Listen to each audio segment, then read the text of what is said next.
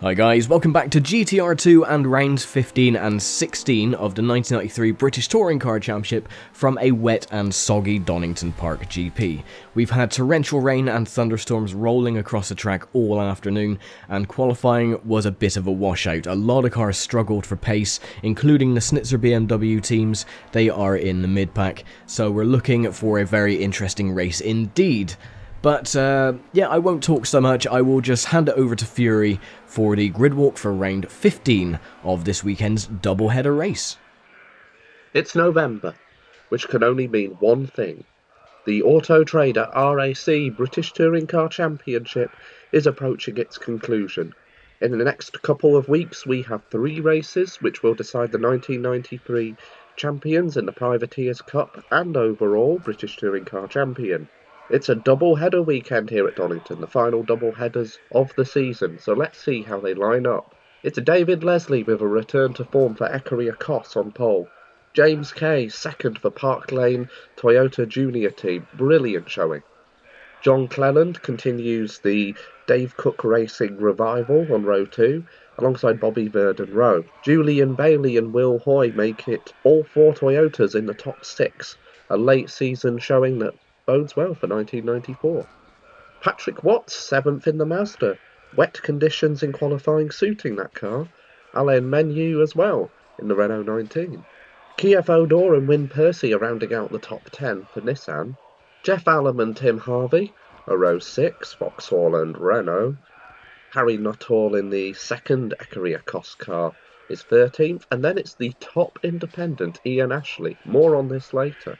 Ian Flux, 15th, and then the first of the championship contenders, Steve Soper in 16th. Andy Rouse, way back in the Ford Mondeo in 17th, alongside Rob Gravitt's Peugeot. And then it's DB Motorsports' Dan Bartlett in 19th and Paul Radisich in 20th. Andy Rouse we spoke to at the weekend, and he says that the cars should have a new engine in for the season finale. Eugene O'Brien is next, 21st. Jochen Winkelhock way back in the grid in 22nd in car 22. It's then the Dynamics BMWs, Alex Portman and Matthew Neal, followed up by Bob Berridge in the Ford Sierra Sapphire, bringing up the rear. So earlier on I made a reference about the Total Cup for Privateers. It's been a 3-way shootout all season, Dan Bartlett's DB Motorsports Toyota against the Team Maxted cars of Ian Ashley and Ian Kahn.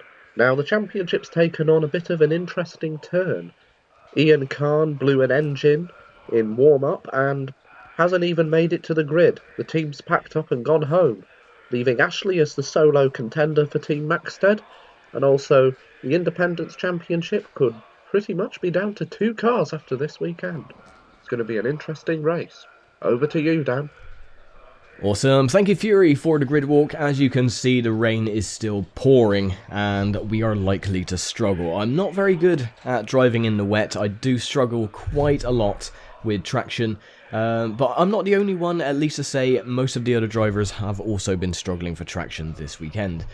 So fingers crossed for race number 2 tomorrow. The weather will improve, but at the moment the forecast is looking highly doubtful. And as you can see, the Schnitzer team way down in the back of the grid, and I'm actually in front of Jochen Winkelhock, which is a bit of a surprise. As always though, the Ford Mondeos always struggling. They have been this season. It's not been a very good season for them, but hopefully for next year things should look up. And of course Bob Berridge right at the back in his Sierra Sapphire. Okie dokie then. So sticking in the first gear then, revs rise. The light should come on as round 15 of the 1993 British Touring Car Championship is underway. And a hell of a lot of aquaplaning and wheel spinning at the start.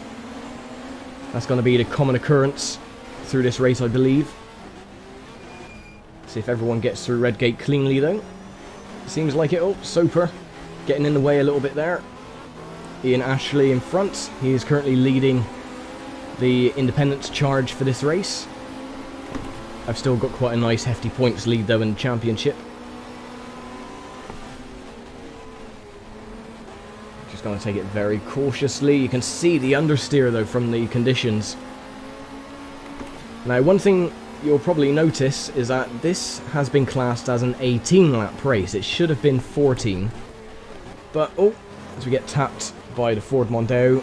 The thing is that there's been an error for some reason with the track GBD file. I've tried changing it. I've tried changing the track information as well. But yeah, it stays on 18, so I don't know what's wrong with there. So we're going to get 4 extra laps in this race, and the second race tomorrow as well. So one thing about the AI, they can brake a lot later than we can in these conditions. Curbs are deadly in these conditions as well.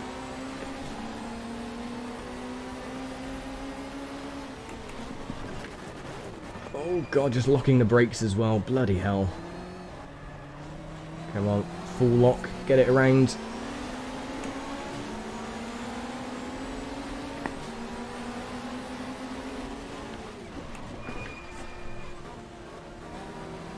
See if we can get past the race again.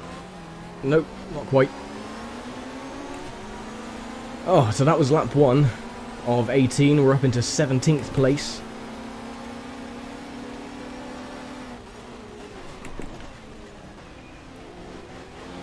And I will be taking these corners more cautiously than I would like to. I do not like driving in the wet.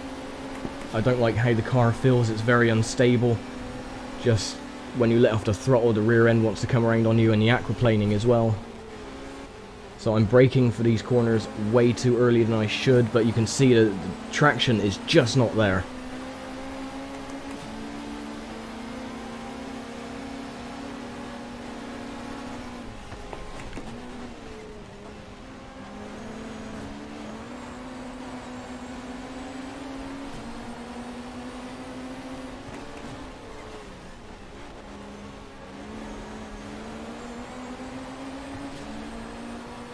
Come on, get it around.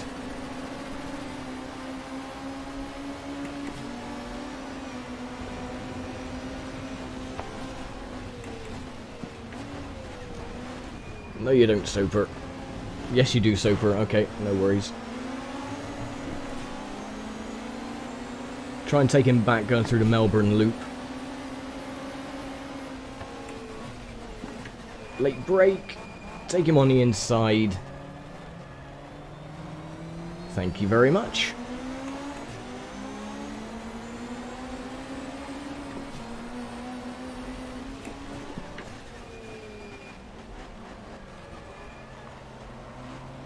Even going at 30 odd miles an hour, the car just doesn't want to turn.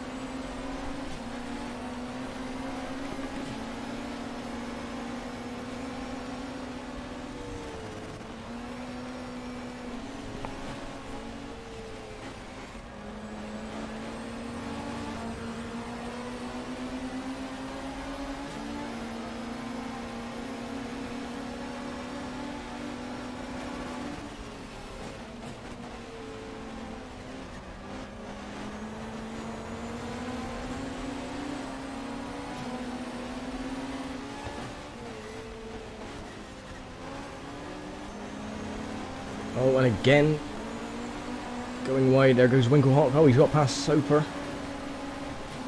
And I get a little nudge from said Soper.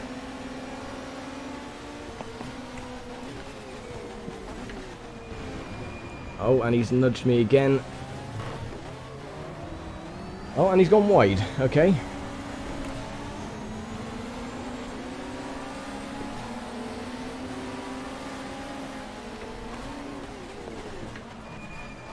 Come on, get it around. And now Paul Radisich is having a go as well. It's a shame that the Mondeos haven't really been performing well this season. It would have been nice. Oh. Well. They ain't going to perform well if I keep taking their spoilers off, that's for damn sure. Oh, come on, get around! Stupid car. Can't wait to get rid of this damn Carina and use the car for next season. But no, Radicic did actually have a victory in race number 1 of the Donington doubleheader in 1993. But that is not going to happen, especially for this season. Cars are just not performing well.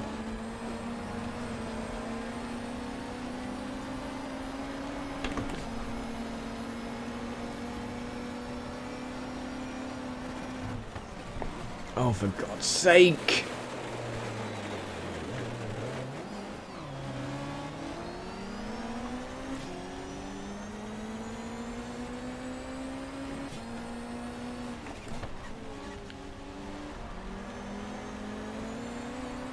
Just one wheel on the grass under braking and it can just completely destroy your race.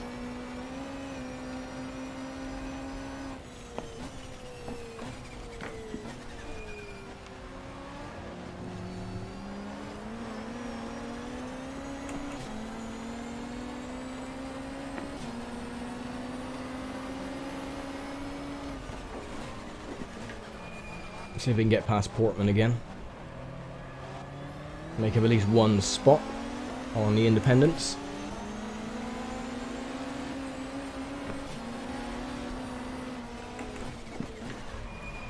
Oh, come on.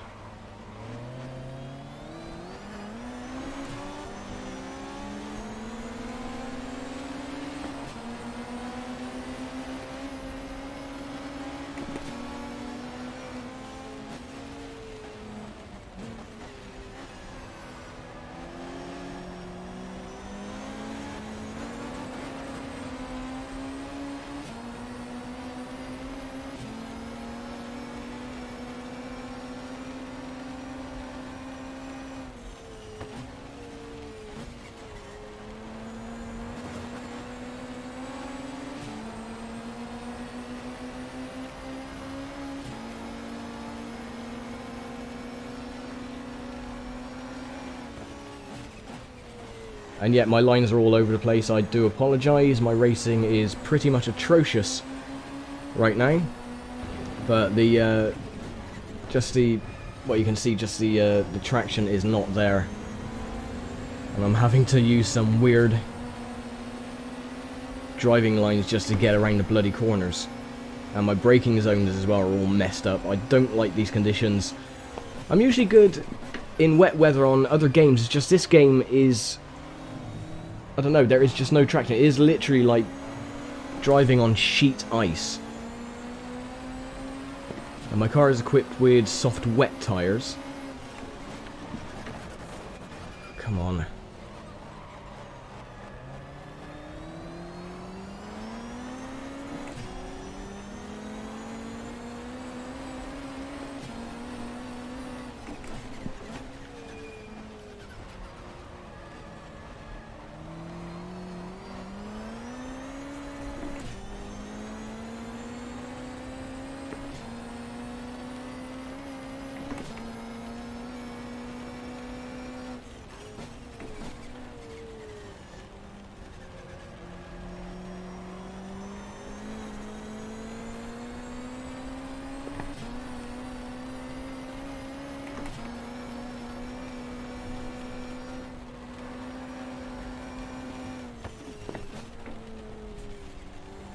And again, braking way too early. I don't trust this corner. Even at slow speeds, my car just wants to fly off. Going through the old hairpin.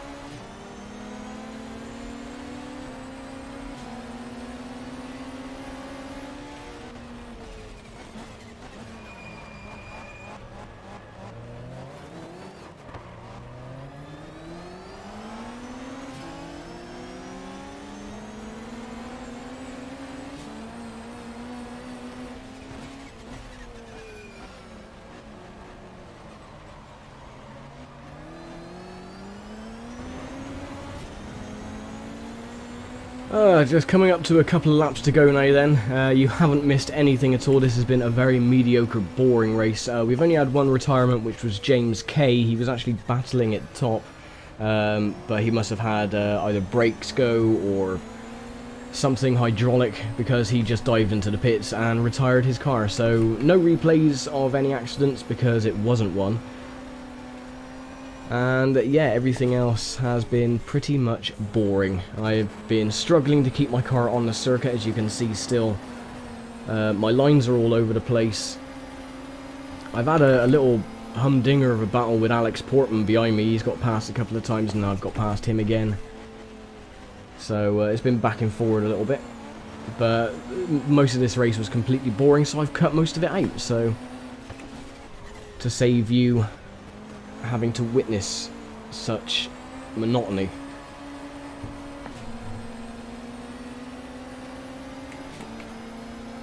And we're 36 seconds behind 20th position, so... And I have to brake early, because if I brake any later, I lock the brakes and I slide off the circuit.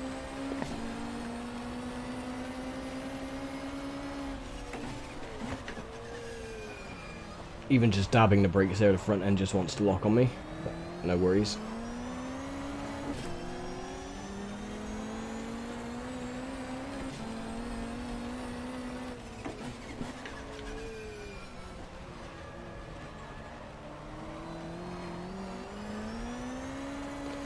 I am just incredibly frustrated with just how this series has gone, with the incidents that happened at Donington Park, at Thruxton. Yeah, it's just one big bag of frustration.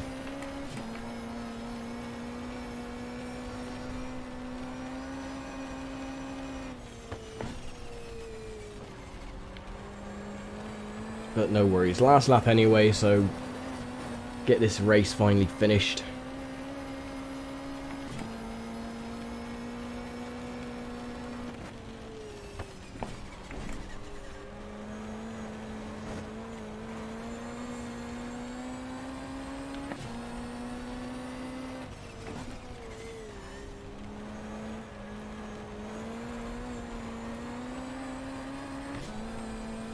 Amazingly though, Bob Berridge got in front of Matt Neal, and he's actually taken the place from him, so that is pretty awesome.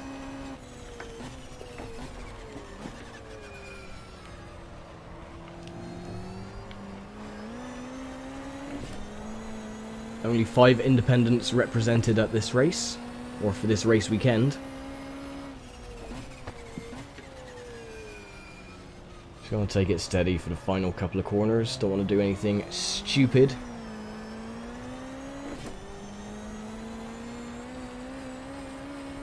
So we finish where we start. 21st position, or did we start in 22nd? I can't remember. This race has just dragged on way too long. But anyway, finally the race is over after 18 laps, which should have been 14. Yes, my frustrations are real. And there we go, we get 21st position. Return to the pits, yes I will, and I will probably dip my face in a bucket of crap. Right then, so that was race 1 of the weekend, round 15 done. And now we will hand it over to another special guest for this weekend. Some may know him for his super serious track guides or his How to Ruin a Racetrack series, as well as his plethora of other online racing doodads. So yeah, the point standings and championship standings and race results this week is from SouthPawRacer. Well, after race 1 here at Donington Park, it is a Vauxhall and Toyota whitewash in the top 6 in the works standings. David Leslie picking up the win in the Vauxhall. And it's Toyota to complete the podium. Will Hoy and Bobby Verdon-Rowe. John Cleland comes home in 4th place, and Julian Bailey and Harry Nuttall complete the top 6. In the privateer results, Ian Ashley picks up the win, Daniel Bartlett coming home in second, and Alex Portman in the BMW picks up third place. Bob Berridge in the Ford Sierra Sapphire in fourth, while fifth place taken by Matthew Neal. In the Works Points standings, the two BMWs, despite not featuring in the points, both retain their resolute championship lead. Steve Soper and Joachim Winkelhock there. David Leslie holding on to third in the championship from Alan Menu and Tim Harvey, the two Renaults. Julian Bailey coming in sixth in the Works Points standings at the moment. Meanwhile, in the privateer points standings, Daniel Bartlett and Ian Ashley, the top two. So Daniel Bartlett just holding on to his lead after losing some points to Ian Ashley in that particular race. Ian Khan currently in third in the Vauxhall Cavalier. And then we got three BMWs completing the top six in the points standings. That's Alex Portman, Matt Neal, and Ray Belm. And there we go then, race 1 of the weekend has come to a close. Everyone is back in the pits, getting their cars ready for tomorrow's second race of the weekend, round 16, again another 18 lap race. Hopefully though the weather should clear up. The forecast is not looking promising, but we're going to keep our fingers crossed anyway that it should be a drier race compared to this monstrosity of a farce that today was. So yes, thank you very much to Reese from SouthPawRacer and to Fear and Kazan as always for the grid walk. And we will all see you tomorrow for race 2 of the weekend and round 16 of the championship, the penultimate race of the 1993 British Touring Car Championship. Thanks for watching and take care.